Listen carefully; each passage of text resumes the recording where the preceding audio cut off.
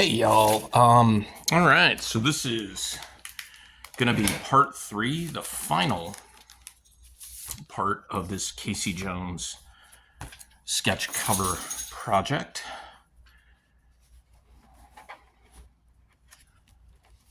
I have already, prior to doing the video, let me plug my phone in because this might take a while. I have already sorted out all the colors that I'm gonna need. And it is a lot of colors for this. I don't know that I typically use this many colors. I may have come close with the Spawn book, or the Spawn blank, but I have broken up all my colors by sections. I've got the colors for the hair. I've got the light reflective colors. I've got skin colors. I've got the clothing colors, the pants and the sweatshirt. I have got the shoulder pad, the hockey stick, the mask, and the tape. About the only color I haven't picked out yet is for the straps on the mask itself. And actually, I just realized, like, I need to pull that all the way in. Okay. So I am going to start out with the tape. It's a good idea, like, if you can, to work light to dark. I mean, for obvious reasons, but you never know what you will and won't be able to recover.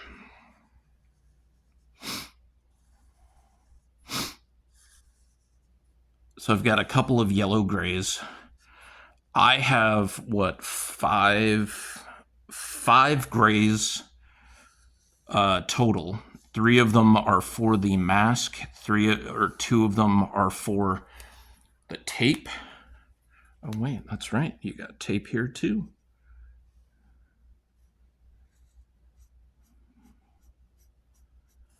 Probably the hockey stick might have the most colors associated with it if you include the tape, which of course you probably would, right? So it's like five colors total on the tape. 5 colors with like different yellows and browns on the stick and the tape.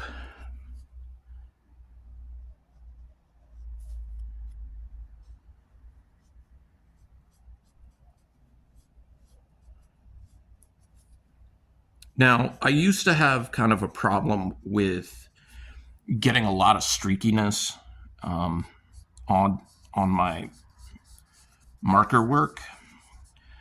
And, you know, I always ask people, like, if they look at my artwork, and there are also artists, like, how do you deal with this specifically? And one of my friends that I've known her for years, April Reyna, she gave me some advice. She said, if you make like small circles, so like that, or really tight little circles, you can kind of avoid, getting the weird streaks. Because when we were in school, we were taught to go across, line it up, go across, line it up, go across for our marker comps. Now, here's the thing that doesn't make sense is we were told all these things about how marker comps were super important and how things had to be done in such a way that you would have thought it was life or death if you didn't if you didn't do it the way that you were being shown, right? So it was kind of weird realization later on in life to realize, like, dude, the marker comp isn't really as important as anything, as the finished product. Your roughs are actually probably more important than your marker comp, right? Because your marker comp is really your concept just given color test, color theory.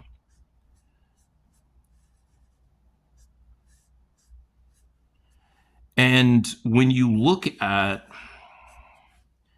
any given, pick up an art of book. Pixar does a good series of them. There was a great large scale art of Edge of Spider-Verse, or Into the Spider-Verse, I should say, that had a really great look at like character design, environmental design, production design. I love those types of books. I need to, bust them out and reread them and just kind of look at the color theory of everything, because it's super important, right? Like, colors can help establish so many things. I was watching a Justice League animated movie with one of my buddies, and one of their comments, they're not really into superhero stuff, but one of their comments was like, geez, all these like character designs are pretty similar. And yeah, from a body design standpoint, yeah, the Justice League body types are very similar. Almost all of the men have the same, giant upper body and short legs, and all of the women have, the really hourglass figure kind of thing. And I get that, but it's the costumes and the colors that really set those characters apart. If that's not a big part of things to you, like if maybe it's just not your thing, then it's understandable that, not that you don't pick up on it, but that it's not something that's super integral to everything for you. Now, if you know anything about animation, you know that it is a labor-intensive process. And that means that anything that can save you time is super important. Comic books are also a super labor-intensive process. They are done on a monthly basis, for the most part, and they are done with a much smaller team of people than you see with animation, right? But you still have to have character design, you still have to have environmental design, costume design. Costume design is one of my favorite things to do, quite honestly. Like, I remember years ago, it was right after I had started working in group homes for adults with developmental disabilities. It was actually my first social work job.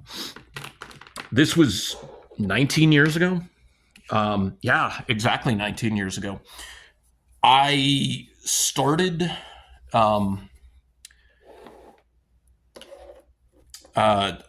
was at a house and for one of my shifts to like meet and learn about the staff at this house, and more specifically learn about the clients. And I think it was season 2 of Project Runway that was about to happen, and so they were having a marathon of season 1. And it was super interesting, just like the amount of detail that went into these the amount of detail that went into the fashion designs, right? Like, because we had all seen, fashion design before and fashion shows and things like that. I mean, even if you hadn't, you'd probably seen like a magazine pictures or, what have you. And it was just super duper interesting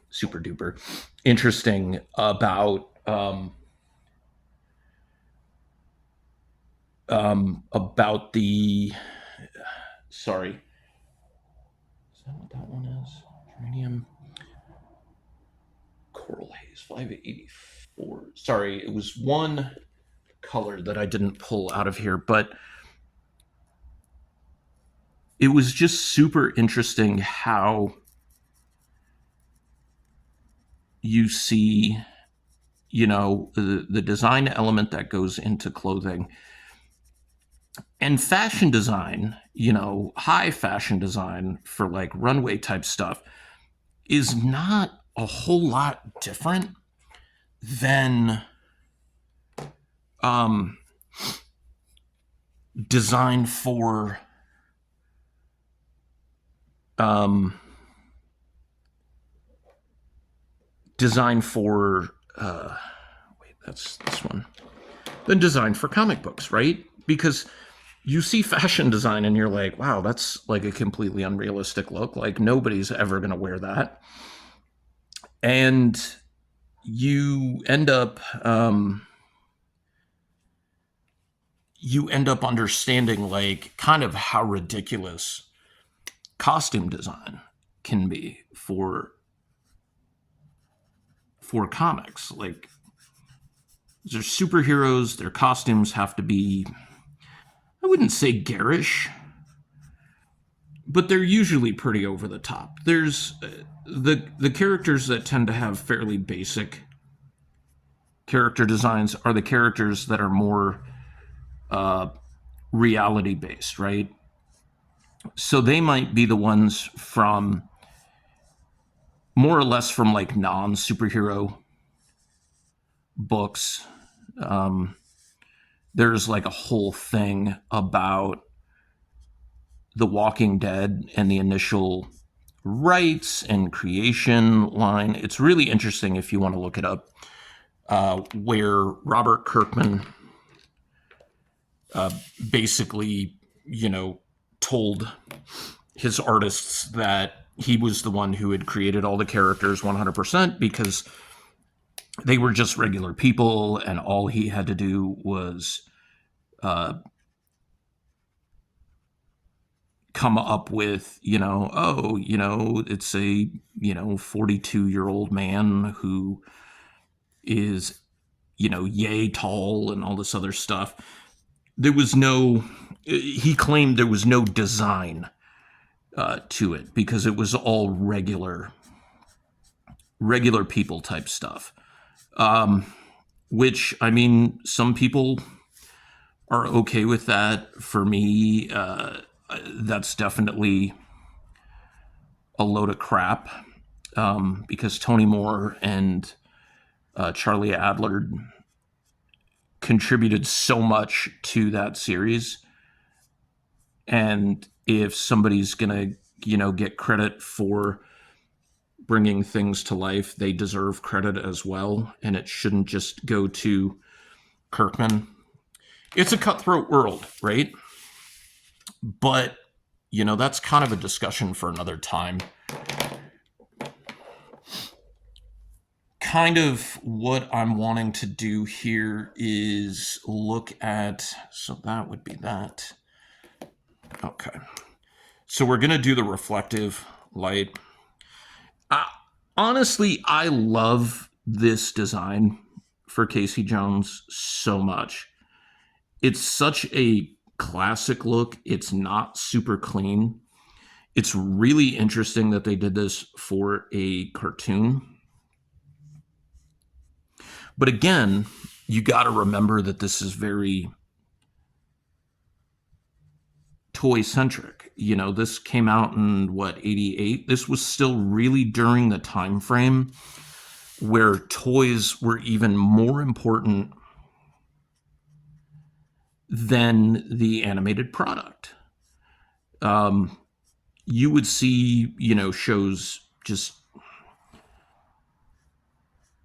cartoons just being like, you know, blown out left and right and just existing. And it wasn't until like the 90s, early 90s, that you really started to see that change, right? Where the story, the characters, things like that really started to take precedence over the toy product. Where you would see the the cartoon, you know, for a few years or so before you would see the toys. Whereas in the 80s, when the toy product was more important than the cartoon, the toy product was what you were selling. The cartoon was basically a giant ad. If you want to look up the history of like advertising in cartoons and advertising to children during the 80s, like, it's a really, really interesting thing. And President Reagan at that time basically rolled back any sort of rules, laws, and protections for advertising to children during that time frame. And, you know, for some of us who this is, you know, part of our history and part of our fandom, I guess we would probably say thank you, because without those protections being rolled back, like, we wouldn't have half the stuff that we have now. We wouldn't have this nostalgia, because none of that stuff would have been allowed at all.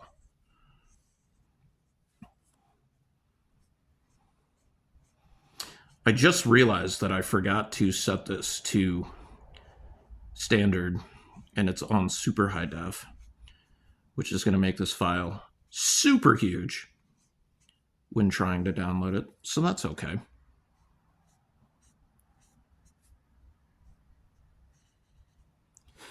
And if you notice here, like, the light, the reflective color that I've got on here is pretty similar for the clothing as it is for the flesh. And the reason for that is I'm wanting this to flow a little bit closer. Now, because Casey's pants are kind of like a purplish color, we have actually,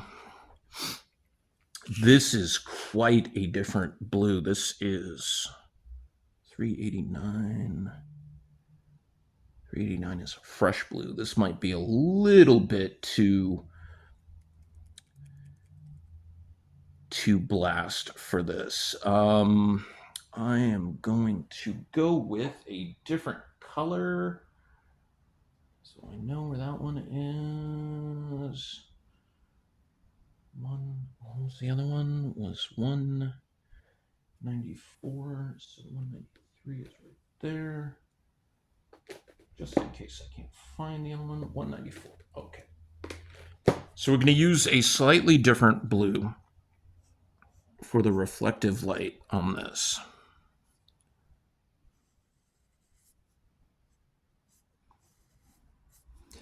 And again,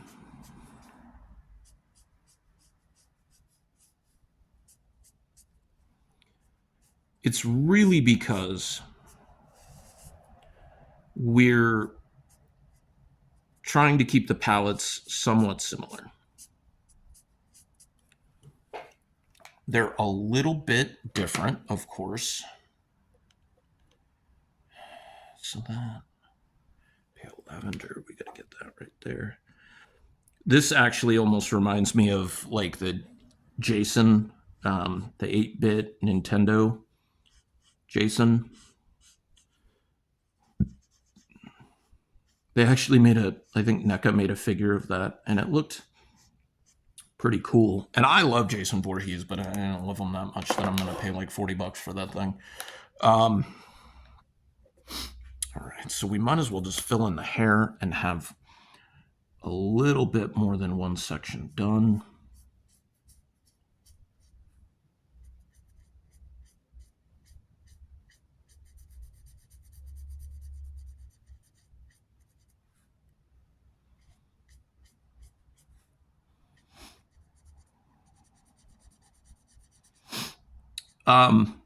So what was I talking about before? I was talking about like character design, costume design, production design. This is probably my favorite iteration of Casey Jones, as I've said in the other videos. Like, yeah, I really, really love the 1990 live action movie Casey Jones, who sadly, like, I mean, the third movie was just trash. But he also just was not the same character in the third movie. Like, played by the same actor. Not sure why you felt the need in the second movie to bring in a kid, right? I mean, Ernie Reyes Jr., he was part of the first movie. Like, he did, was it Raphael or Donatello's like fights and stunts and stuff like that? But he, not the greatest actor in the world, and especially then, he was a kid. Like, he had been training in martial arts most of his life, but he wasn't a super great actor. And even then, you know, you can't blame him. It was not as good of a script for the second movie.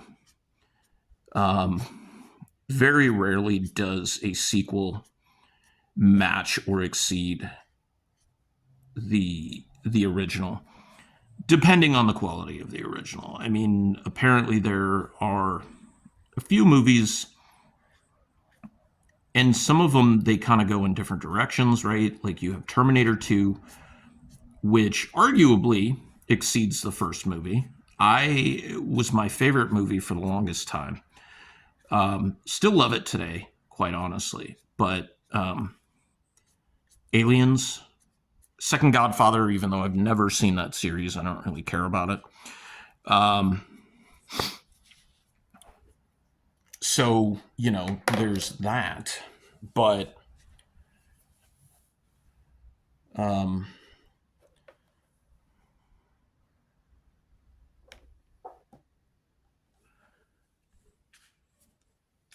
what the hell was I talking about? Oh, the Ninja Turtle movies. Jesus. Yeah. Now you guys see how my brain works. Now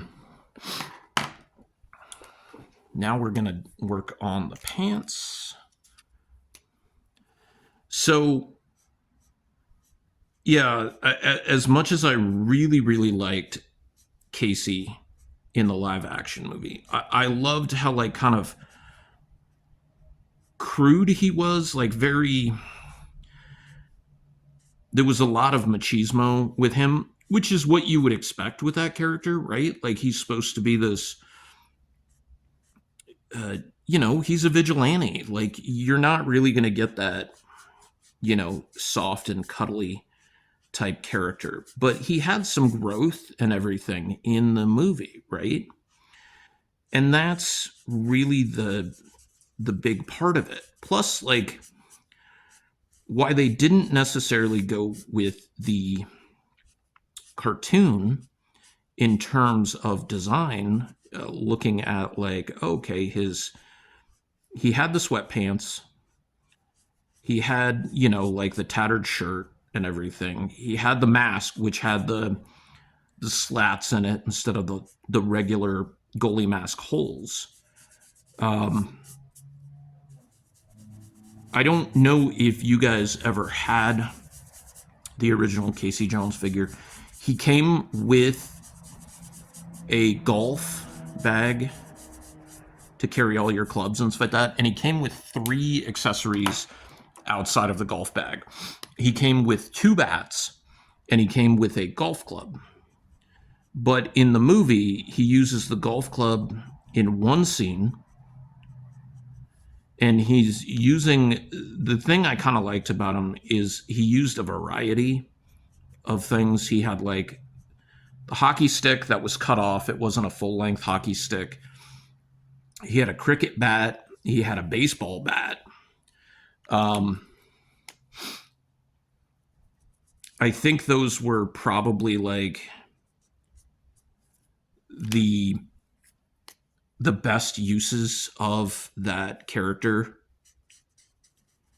and his weapons and stuff like that. Like, I don't know. He's just kind of a favorite of mine because he's a little reminiscent of the Punisher, right? He's like this character who's pretty unhinged, and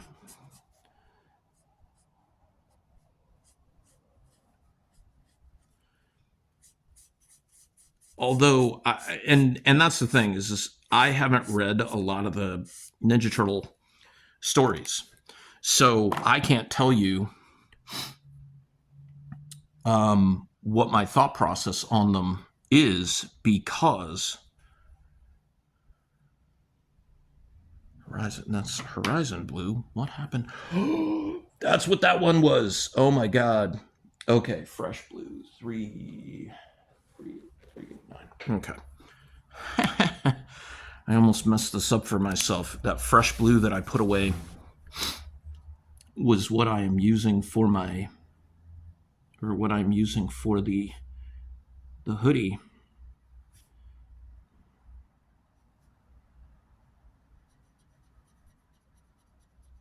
If you're watching this, and depending on where you are, I'm in Tucson, Arizona, and we have just recently, like within the past 2 weeks, gotten to the point where you're needing jackets or, you know, sweatshirts and stuff like that. I have to say that that's probably actually my favorite aspect of this time of year. Like, when somebody asks, like, what's your favorite activity during this time of year? And I'm like, I don't really have a favorite activity, because like a lot of the stuff, unless it's not available, you know, like going to the pumpkin patch and getting the green chilies and stuff like that, like you can't do that in Tucson except during this time of year, right?